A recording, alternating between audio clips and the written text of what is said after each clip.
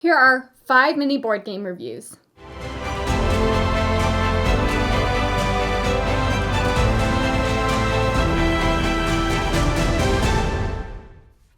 Alright everyone, welcome back to After Evenfall, a channel all about inspiring you to embark on adventures from home. Today I'm going to go through 5 different board games that I have played more recently, what I thought of them, and give my honest opinions on them.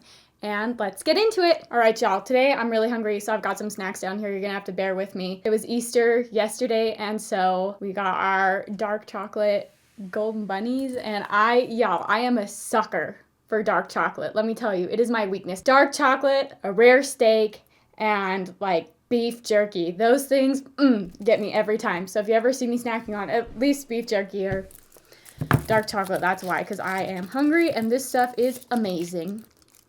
Okay, so my first game that I have for review today was sent to me for review by Ruse Games. I cannot find, I feel like, a really good way to pronounce the designer's name, so I'm just going to include that in the description. I'm not going to say it, but the game itself is Bunny Boom, produced by Ruse Games. So like I said, this game was generously sent to me. They also sent me a playmat, which while I'm on the subject, I'm gonna get it out.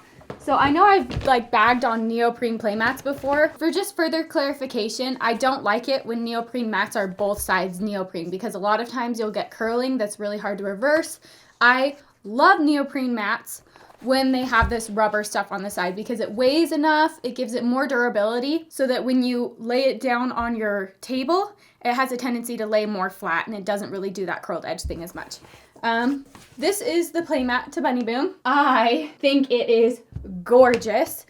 If you guys aren't familiar with the game at all, the art in it is designed by Andrew Bosley, and anyone who's seen my channel probably knows that he's a favorite of mine. I love the little bunnies on the board. I just think they are to die for, adorable, and on the cards and stuff too. So that all aside, there's that playmat again.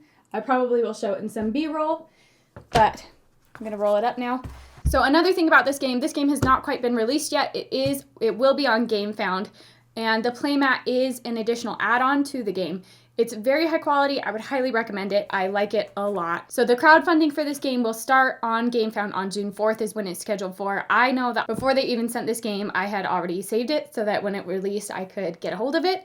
I was really excited to play it, and I've had a fun time getting to know the game a little bit more, so I'll get into it a little bit more. And sorry if you guys hear a whirring noise. I have my heater on down here because it is cold. It snowed all day yesterday, really hard. Freezing. Anyway, so the basic premise of this game is that the bunnies in your town are reproducing at a rapid rate, and you are trying to keep them out of your little area. You don't want to have a lot of bunnies because they are negative scoring at the end of the game. Whoever ends the game with the least amount of points wins. And so there are cards throughout the game that allow you to pass bunnies off to other people or to lose bunnies from your little stash that you have kind of going. It is considered a reverse mechanic. I found it very interesting. It was very fun to learn about and to play. And overall, I had a really fun time playing it. So we played this game at 2 players. However, I do think that this game would really shine at the 3 or 4 player count.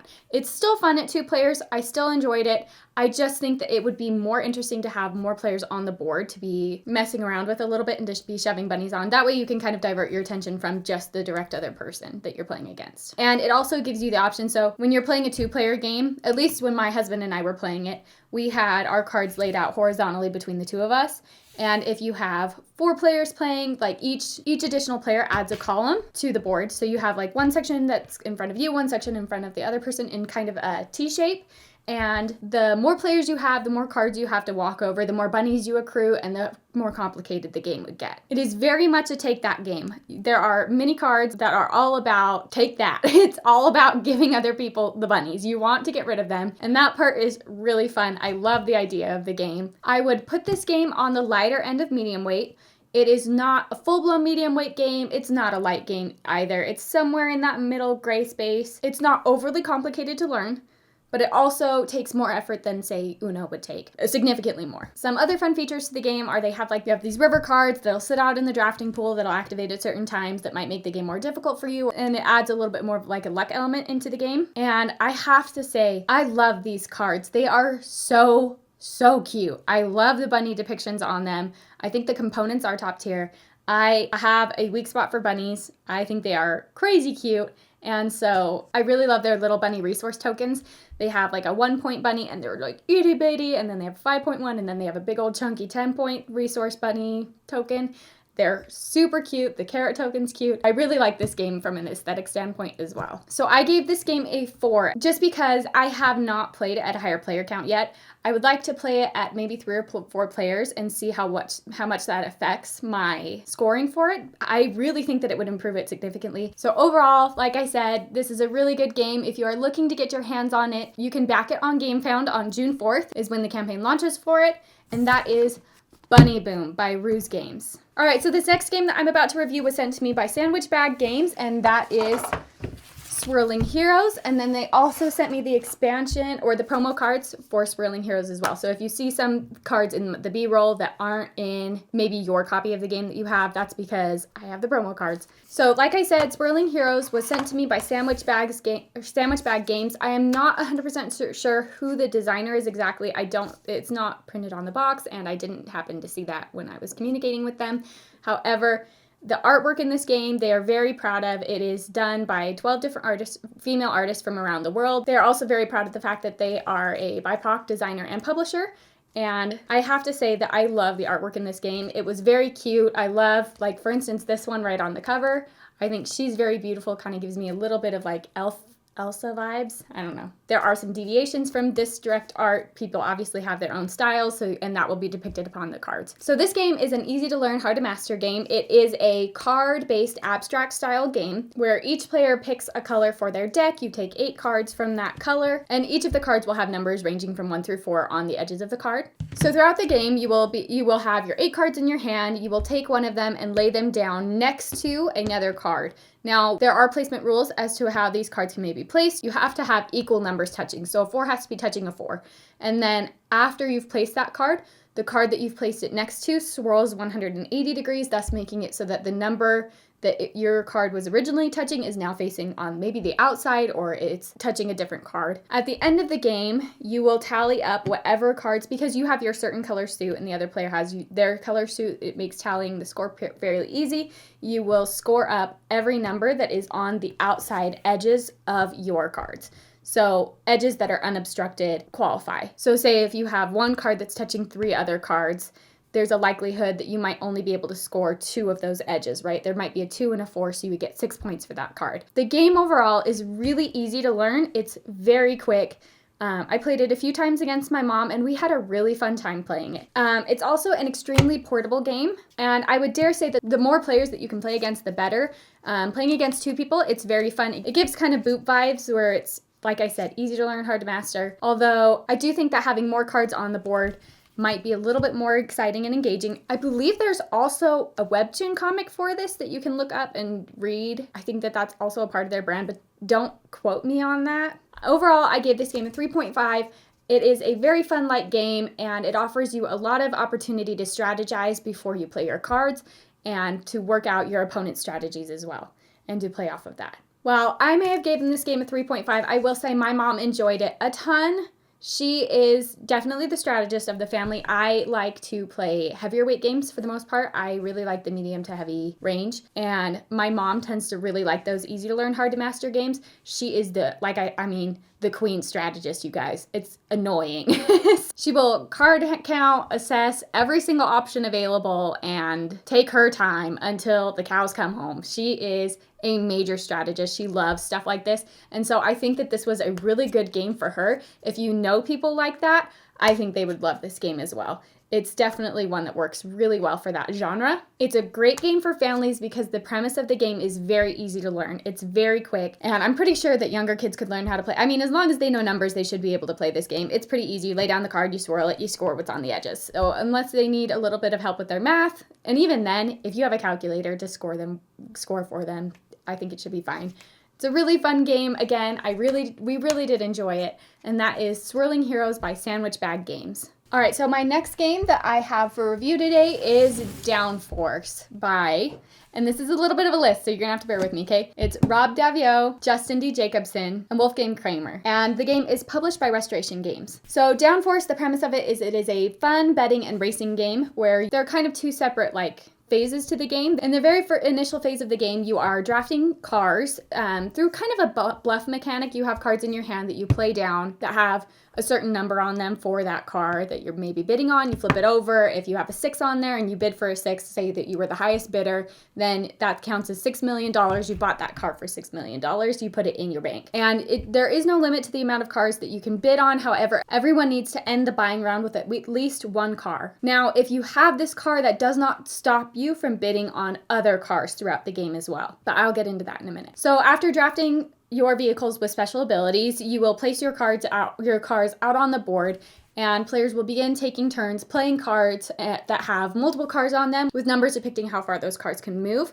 They will move all the vehicles, and then at the end of your turn, you'll check to see if one of your cars has passed the yellow betting line. If a car has, then everyone looks down on their paper in front of them, and you check off and you bid on the car that you think is going to win the game. There are 3 separate betting lines throughout the game. As the cars progress and pass those lines, you will get 3 different opportunities to bet on cars. The amount of money that you will get for that car taking first place goes down with each line that you pass, just because it gets easier to bet. You kind of get a better idea of who's going to win by the 3rd line. Now, so there are 3 locations on the standard board. I do not have the expansion, so I cannot speak to that. I only have the standard game. The standard game comes with 2 different racetracks that, like I said, each have those 3 betting lines on them. Some of them one of the tracks has a few more narrow raceways, and the other one has a little bit more wide ways, so you can see a lot more crossing over and a lot more movement in your vehicles. And then as soon as all of the cars have crossed the finish line, then you place your cars on their positions that they took, and you will go ahead and move to the scoring phase. In the scoring phase, you will take the amount that you bet for your vehicle, so that $6 million that I mentioned from earlier, I would subtract that from whatever my winnings were, and my winnings would be based upon what I bet for throughout the game and then where my own personal vehicle placed. You'll add those 2 numbers together, subtract the amount that you bid on the vehicle, and get your total number, and then whoever has the highest amount of money at the end of the game wins. So this game has been a super fun game for us. We have played it quite a bit now, and every single person that we've played it with has gone home and wanting to buy the game. It is very fun, very fast-paced for the game that it is. It's not like Heat, where Heat can be a little bit, at least every time that we've played Heat, the game can go a lot longer than you were expecting it to go. This one is fairly quick in comparison to that, and we have, like I said, we've always really enjoyed playing it. So in this game, like I said, there is no limit to the amount of cars that you can purchase to drive. However, my personal preference, one thing that I've noticed, just to give you guys a little insight into my strategy on it, if I have more than one vehicle, I always end up spread way too thin, and I usually get one vehicle that just got totally forgotten about the entire race and ends up straggling in the back or just doesn't make it across the finish line, and then my other one will be further ahead because I cared more about it. I'm not good at dividing my attention out that way. I have only seen it a few times where people have purchased more than one vehicle and one has done really well. It's usually like one does really well, one does poorly, or they both do somewhere in the middle. I don't really feel like it happens a lot where both of them do really well. I mean, I could be wrong. I just haven't played a game where that's happened. So we really enjoy this game. My husband gave this game 5 stars. I gave it 4. Only because if I have to pick a racing game, there's a good likelihood that I would rather, especially if it's a racing and betting game, I love Unicorn Fever, so I'm always going to pick that one first. And then if it's a racing game, I really like Heat a lot, so I'm probably going to play that one before I play this one. But this one is really good if you have people who maybe don't have the time to learn Heat or the capacity that they really want to. It's a lot quicker of a teach. It's fairly easy to pick up on. And for that reason, I think it's a really good introduction to racing games. Like I said, almost everyone that we've played it against has really enjoyed it and has had like a really good time. And that is Downforce. Okay, so my next game is Good Puppers by Chris Seislick and produced by Asmodee Games. Now, what to say about Good Puppers? This is a light card-driven tableau building game where you are drafting dogs and then laying them down in your play yard to hopefully score a certain amount of points, which are given through these bones that are shown on the cards. It's a really easy to teach game with a simple set of rules once you can figure out what all of the symbols mean. And I will show you what I'm getting to on this. So throughout the game, there are these bones. The back of the card has these bones with numbers on them, right? There's 1, 2, 5, and 10. And throughout the game, you will be spinning these cards to accumulate more points, right? But on the other side, there is a cute little dog, And this is where we got a little confused the first time that we played it. After we played it one time, it was really easy to pick up, but just the very first time that we were playing the symbology was a little bit confusing. It says one group with no bones buries a plus symbol here. My brain did not comprehend that the first time that we were playing. I was like, buries what here? It means that it needs another symbol. So if you look, there are little symbols on the corner of the card. You have to bury the amount of this type of card that you have in your play yard of bones. So if you had like 3 of this card in your play yard, then another group with no bones buried underneath it would bury 3 bones, okay? Because I know that's probably a simple concept for other people to understand. I just did not get it my first game. I thought one group with no bones buries like one of these cards flipped over, tucked under. No, it's the amount that you have in your play yard. You bury that behind your thing. That is my little tidbit of advice for the day. And then this one is like for each, so there's at the top of the card, there are your action objectives. And then at the bottom of the card is how the game score, or how the card scores at the end of the game. So this one says for each bone on your octagon symbol palms, you have to turn a bone here. Not super easy to understand, but it's basically saying that for each of these that you have on a palm, then you get to turn a bone twice, a bone card here. So you get to like turn this twice and it would get you up to probably 5 bones. But I mean, it is a little bit confusing just because they did that symbol system on here. I kind of prefer that they would have written it out and made it a little bit easier to understand. Maybe I'm just a nut, maybe I'm just dumb and I didn't get it, but I felt like that was a little bit confusing. However, this game is really cute. It's like stinking cute. Like, it comes with these little stickers. I just got mine off of Amazon, so this is the basic set. I didn't get any upgrades. I know that there's an expansion out there to it. I don't have any of that stuff. I just have the base set. It did come with these adorable little doggy stickers, and I have a problem right now. I am in this phase where I want a dog so bad, and this is a struggle for me because I haven't had a dog since I was like a teenager, which by the way was a long time ago. For anyone who was wondering, I have not been a teenager for quite some time, a number of years, only because I had someone messaging me and asking me if I was like 21 the other day. I am not. I am significantly older. That aside, I want a dog so bad. But these cards are so cute. They have I'll show it to you on the B-roll. There are 10 different dogs depicted on the cards, and with one of those dogs this being a cat in disguise. Yeah, there's like Such Doggo is a cat wearing a little dog hat on it. But this game is super cute, and it makes me, like I said, want a dog so bad. Y'all, I forgot what I was talking about. I think I was talking about wanting a dog. I really want a dog. That's about it. I did talk about, so I think the symbology on the game is a little confusing, but it is a very simple to learn game once you've gotten the symbology out of the way and you kind of understand what they're trying to say on your cards. The game itself plays very simply. It is, you're pretty much just drafting cards, playing cards, drafting cards, playing cards.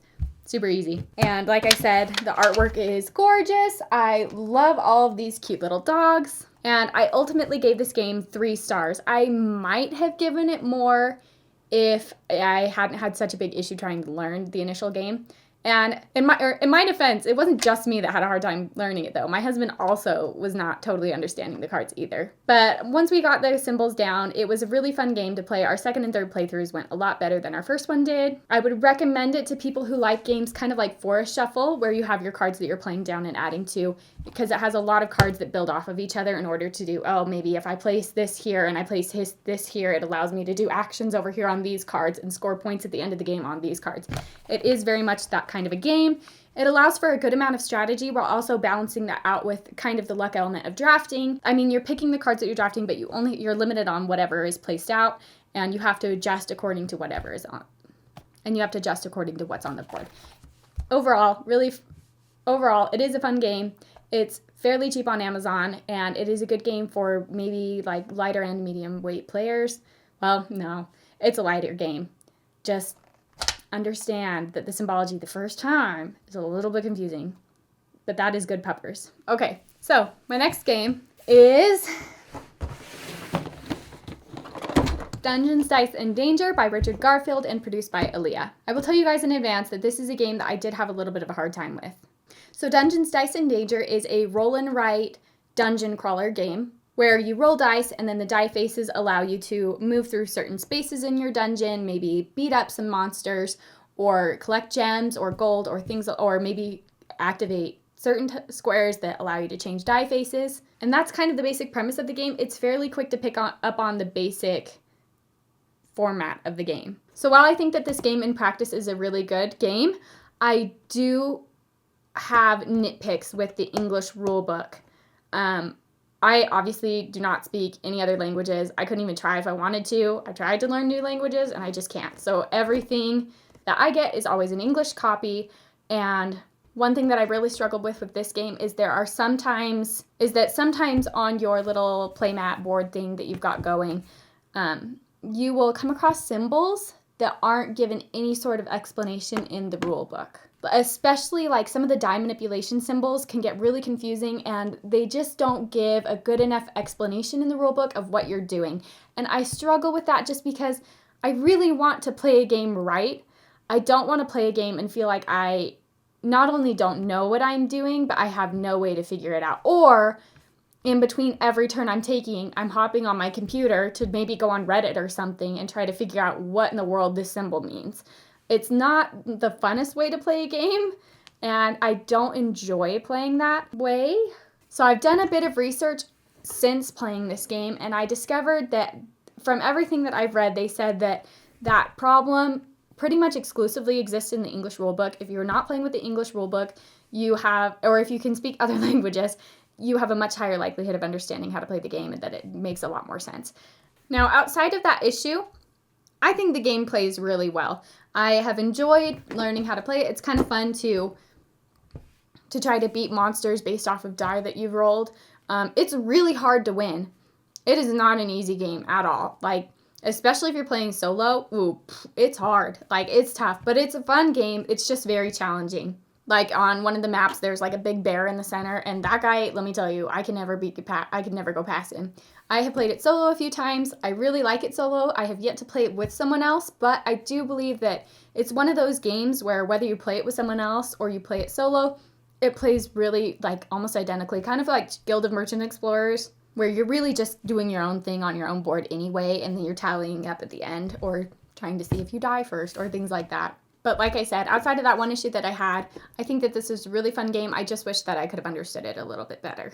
I gave this game 3 stars for the aforementioned reasons, but I do want to emphasize that I do think it is fun. I don't want to make it sound like it's the worst game in the world. Same thing with Good Puppers. I don't want to make any of them sound like they're the worst game in the world, because just because a game isn't for me doesn't mean that it couldn't be right for you. My style of gaming is very different than my mom's or than my husband's. We like very different games.